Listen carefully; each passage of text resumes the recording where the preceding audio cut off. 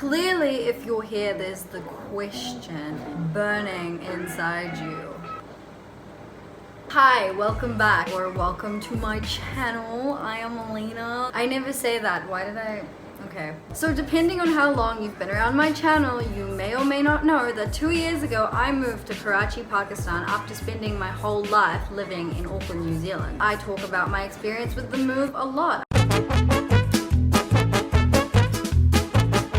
But there is one question that I get over and over and over again that I, for some reason, have not yet addressed. Why did I move to Pakistan? I will tell you guys today. The reason I moved to Pakistan is because... You'll find out right after this break. I'm kidding. There is no break. I really will tell you guys why I moved, but there's a lot more to why I moved than only why I moved. So here's what moving to Pakistan when you've lived your whole life abroad is really like.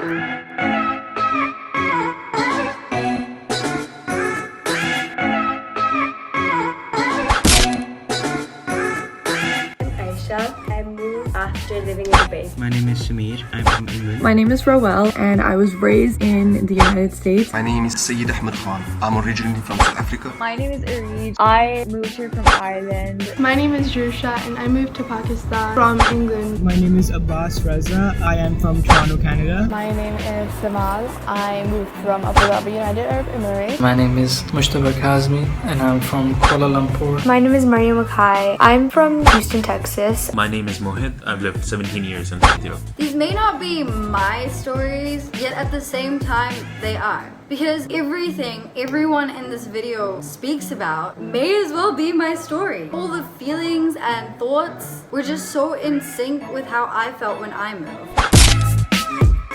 My dad's work was here and he was living alone here actually. All my family and siblings were living in England. We had to come back due to financial issues that my dad was having. My mum, she decided it'd be better for us to move to Pakistan for a bit because she felt more comfortable being here with her family and stuff because my dad was working in Portugal at the time. The reason why we moved is because it was getting very expensive to live there. My mother, since she's Pakistani, she wanted me to have a taste of her culture. My dad, he would have to go back and forth because he had a business in Pakistan. He would go 6 months to Pakistan and then back to America for 6 months. And so we all just decided to move to Pakistan. I came here for university. My third year is gonna start. Me moving here because my parents had to be with like my grandparents. One day, out of nowhere, my parents said we're going to be moving to Pakistan because they thought it was a better environment to grow up in as they're a little bit conservative, and also because all my relatives live in Pakistan and they wanted me to kind of bond with them and become closer.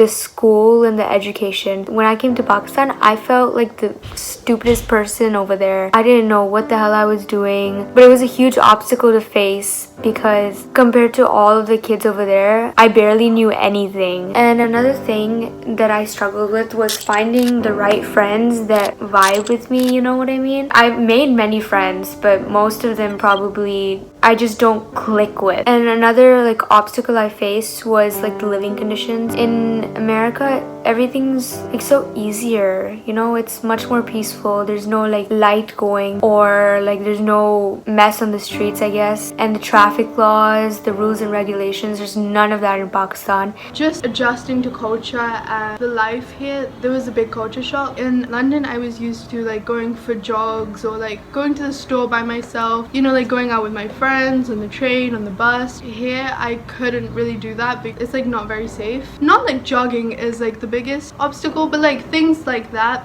kind of small things together, they really impacted me. First few months were very difficult for me, especially as a foreigner, because these are, I believe, not many people understand what it's like to be a foreigner. Getting to know the people, the language, the culture, all these things took time to get into the system of Pakistan. I had trouble learning the language. Urdu I knew a bit from watching Bollywood movies. And then I found out that there's another language here called Punjabi. The education system here is very different, and I'd say I'd give it a 2 stars out of 10. It's like a complete parrot fashion. You go to school, they give you books, you read the books according to the books, whatever written in the books. You memorize the book, write exactly, Ritta system, they call it the Ritta system. No critical thinking, very little teamwork.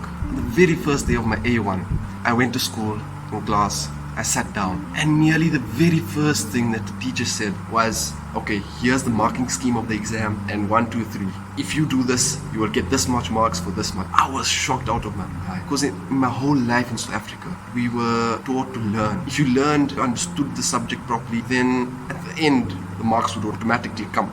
Living outside of Pakistan is completely different, especially if you've lived your entire life outside of Pakistan. People look at you when you go out. Literally stop wearing Western clothes outside because of the way people look at you. The ride to the airport when I was coming back to Pakistan, that was the hardest thing. Because I was looking out the window and I was seeing those places that I'd see on a regular basis while going to school, while going to a mall, you know, or just like in general I would see almost every single day. And realizing that I'm seeing those for the last time, I broke down in the car. It was a place that you've called you home for the past 10 years of your life. You suddenly have to abandon it. That's just like heartbreaking. I promised myself I wouldn't cry. The freedom that you have back in your own country, like I can literally walk outside at any time of the day and not be worried about getting robbed. Like I can't go to like McDonald's at like late at night by myself as a girl to go get like a McFlurry. I can't do that. But in America, I definitely can do that. I can grab my car and I can just go. Like you have to be aware of your surroundings. You have to be aware like constantly of like who's around you, what you're doing, what you're wearing, what kind of attention you're attracting. It was like a whole new culture that I had to adapt to. There's going to be a lot of staring. I didn't expect that at first when I came here, but literally everyone stares at you. Even at school, I got stared at. I used to be called Gora for that and all these kind of names that made me feel really bad. One of the biggest problems my family faced personally is because my mom, she uses a wheelchair to move around. Back in Dubai, there's so many facilities for disabled people. So moving from Dubai to Pakistan, where there are little to no facilities for such people, it was so challenging. Like to get into a building which is a little higher, there's a step at the entrance or stairs, we have to lift my mother up. So that's quite dangerous, first of all, and my mom has struggled with her self-esteem. So I think this is one problem that really should be brought to light. So when my parents told me that we were going to move to Pakistan, my mind was riddled with questions. Will I get to go to my dream university? Will I get to go to high school? Will I get to pick out my courses? Will I get to try the new Afghan restaurant across the street? With moving, I experienced almost all of the challenges and obstacles that everyone spoke about. A lack of freedom, education system, lack of basic facilities, language and communication barrier, general mentality, the staring, being treated like an outsider, missing my home, missing my friends. But more than anything, and on top of everything, I just felt like I was really alone going through it all. I couldn't talk to my friends in New Zealand who I loved so much about what I was going through. I also couldn't talk to the new people that I had met here about what I was going through. I just felt like every time I did talk about things, people just felt sorry for me. Either they pitied me, they sympathized with me, but nobody really understood what I was going through. 100%. I really miss London still. I really miss it back in England. I mean, of course. I definitely do miss it a lot every single day of my life. Of course, I miss Canada. I definitely do miss it. I love my people in Kuala Lumpur. Some of these people I miss so much. Some places that I always try to imagine going back and live that life again. It's my home. It will always be my home. Like it still hasn't gone away, the feeling of, you know, missing London, because that's home for me. I definitely want to go back. I had great friends, I had good grades, I was happy, all stable life and everything. I lived in Texas all my life, so of course I'm gonna miss it. That place had like a little place in my heart and always will. It's my home country, it's where I've lived, it's where all my friends are. I mean, there are a lot of things that I can't do here that I could do there. When I first moved here, I genuinely did not like it here. I just wanted to go back straight away. I hated Pakistan. It was kind of sprung up on me. I didn't have an idea that I was moving here, and so that's what like triggered my dislike for Pakistan. I know when I first moved, I was super embarrassed to be from Pakistan because I never really went out. I never kind of broke that thought in my mind that like Pakistan is a bad place. It was supposed to be like a 1 year thing, but then that 1 year turned into 2 years, and then those 2 years turned into 3 years, and like I'm still here. It was originally supposed to just be, okay, like I shall pull through for 1 year and then you're back to Dubai, you're back to your normal life. Everything's just gonna turn back to normal. Just like pull through for 1 year. Since I went in with that mindset, I began to look at everything like, okay, it's just temporary. You're not gonna really care about this much. Don't put too much thought into it. I was holding on to my old Dubai friends so much that I was closing myself off from having or developing friendships with anyone else. It just felt like I was losing something from my past and at the same time not gaining anything in return. Because of that, I started to view everything in a negative light, everything about Pakistan in a negative light. I moved to Pakistan 6 months prior to my CIEs, which is the worst time to move. That was a very stressful time, and because of all this shock, I got into a very, very bad phase in my life. One day I just broke down in front of my mom and she had to like get me help, and then I had to take antidepressants for so long. I can say it was the hardest time in my life, and I remember I couldn't really see anything like in the future. I was like, okay, everything's over. I don't want to do anything. I don't have any goals. When I first moved here, some of the challenges I faced were at school especially. I got bullied a lot because of my accent. I'm not able to speak Urdu properly, and so I got bullied because of that, which really messed up my mental state, which was already devastated because I had to leave everything I had grown up with and move to a whole nother country. The bullying made it worse, and I ended up being admitted in the hospital for around 3 months, where I continuously had seizures every day and my mental health just kept getting worse and worse. The most difficult thing for me was to accept that this is my reality now. For the first year, I just wanted to leave Pakistan. I wanted to escape. How do I transfer my university? And so when I went to Pakistan, I remember my first day of college. My first day of college was the worst. In London, when there's a new student or a new kid, teachers usually introduce them to someone that guides them and stuff. They didn't do this for me. And when I came, about 2 weeks later, there was a welcome party for A1s, and when I attended, it was like everyone knew each other and I felt so left out. I found it really hard to make friends in Pakistan. I was crying every day and I was like, there has to be a way out of this. I was heartbroken. I was devastated. I would cry myself to sleep every single night. I was nervous to meet people because I barely knew Urdu. That was also a huge obstacle because the Urdu was so mushkil, and you have to give a CIE for the Urdu and you have to take tests for Urdu, and oh my god, I'm doing easy Urdu and that's still very hard for me. I had to start at first space. I had to redo, I had to adapt in Pakistan. There were culture shocks, power outages,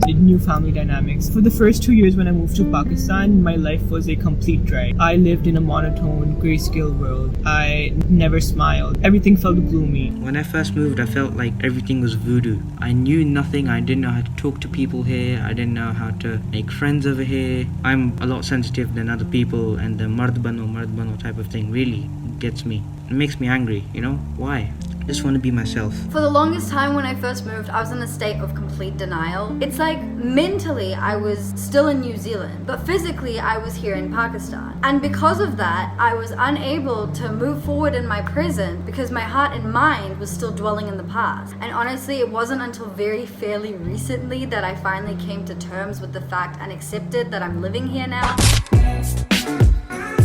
Now I really do like Pakistan because I broke out of my shell. I made new friends here and tried to understand Pakistan, I guess, instead of hating everything about it. I really enjoy Pakistan now. I managed to pick up myself a little bit. I'm just trying to see the best in Pakistan and adjust to how I can. Honestly, I am okay now, and I think my university has a huge part to play in that because I'm happy and I'm settled. I'm very, very glad that I came here. Get part of this culture. I feel like it's part of my home. I will go back to South Africa. I have to because it's my family, my friends are there.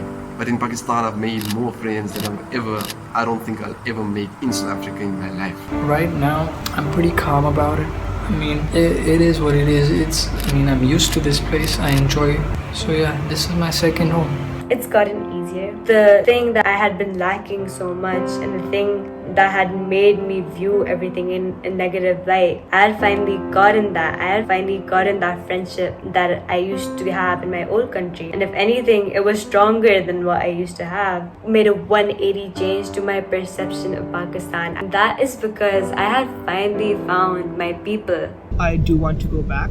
But I also understand that some things are just not in my control. Where I'm living right now, it just isn't in my control, and why waste energy trying to go back when there's just no use. I honestly love it. I wouldn't take it back. I wouldn't tell my parents. If I had the chance to go back in time and tell my parents not to move, I wouldn't have done it. I don't know what it was, but I guess it was just that sudden switch in my mindset that really changed things for me one day. I kind of just came to terms with the fact that life is not in my control. I cannot control my surroundings. I cannot control the people around me. I cannot control my circumstances. But the only thing that I did have control over was how I chose to perceive everything around me. And once I came to terms with it, I was finally ready to talk about it. Eventually, I opened up about everything to all of my friends. And that on its own was lifting the biggest bag of bricks off my chest. Just being able to talk about everything to my best friends again. Sharing my story on YouTube as well, really. All of that really just made embracing life here easier for me. The fact that me just finding a few close friends completely changed my whole perception of a country just really speaks to how surrounding yourself with the right people really does change your mindset. It's not gonna be easy. Obviously, no one said it was gonna be easy, but as long as you surround yourself with the right people. I like to take things as they go, and I've been looking at this whole situation in a positive way. You know how they say that there's bumps in the road or whatever, they use that that phrase to talk about how there's always gonna be ups and downs in life. Well, I feel like liquor actually legit has bumps and holes in their road. There's definitely gonna be bumps in the road when you move, but obviously you just gotta overcome them, and you will if you focus on your task at hand and you accept it and you learn from it. Then you'll be able to move on. Just like the freaking cars and the rickshaws and the telas and the buses move on from those stupid roads. They're not really getting fixed, but people are still using them. You need to look after yourself, and it's okay to put yourself before others. That's what I've learned. I have a psychiatrist at school, therapist, sorry. He's helped me a lot. Just by talking to him or expressing my feelings made me feel a lot better, like a burden had been lifted.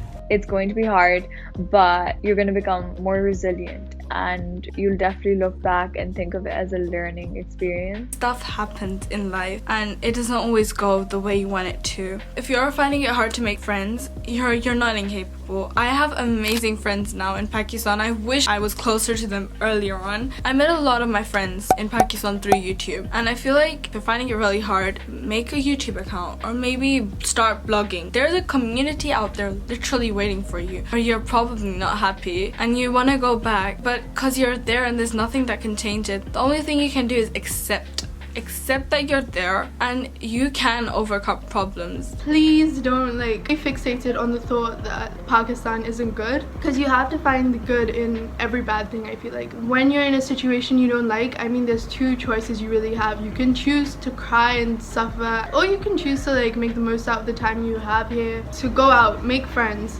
You have to find the things that make you happy. I just want to say, if you do move to Pakistan, from abroad, you are not alone. I felt super alienated and alone, and I was like, damn, no one else has to go through this. No one would understand what I'm going through. But then I made a few friends here, and they have the Alina. She has the exact very similar kind of story to me. You cannot control this, and I know it's unfair. I know you miss the place you were in, but that's all gone. You have to focus on the new step. There's many things that are bad about Pakistan, but there are many things that are good. If you focus on the good things will come to you. I need to get better. I need to stop crying about something that in the past. I need to remember my life before Pakistan as the best gift I've ever gotten that life has given me. It's a chapter in the story of my life, I've flipped the page, the chapter is over, I'm in a completely new chapter of my life, and I just need to keep flipping the pages. Be at peace and enjoy your life in the moment. Don't try to escape this. If you can, then do so. But if you can't, then just accept it and be thankful to Allah for whatever you have. It is what it is, man. Don't let people invalidate how you feel by telling you that you're being dramatic and negative and ungrateful, because culture shock is a very legitimate thing. The overwhelming impact of moving to a new place that is so different in every aspect does really take a massive toll on one's mental state. And that is completely fine. You have to understand that it's all part of a process. It takes time, and it's totally fine to feel shitty and out of place at the minute. But trust me, I'm at a point in my life now where I can look back at that incredibly dark and difficult first year and a half that I spent here and say, wow, like, I'm actually okay now. Despite the fact that this was by far the hardest thing that I've ever gone through in my life, I wouldn't have changed a thing. Like, yeah, I still miss my home, and I still want to go back to New Zealand every single day. New Zealand is and always will be my home. I also can't tell you that, yeah, I love Pakistan so much now and I just want to live here forever, because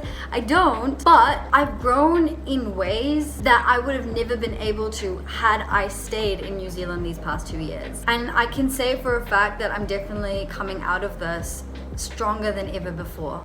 What a wonderful...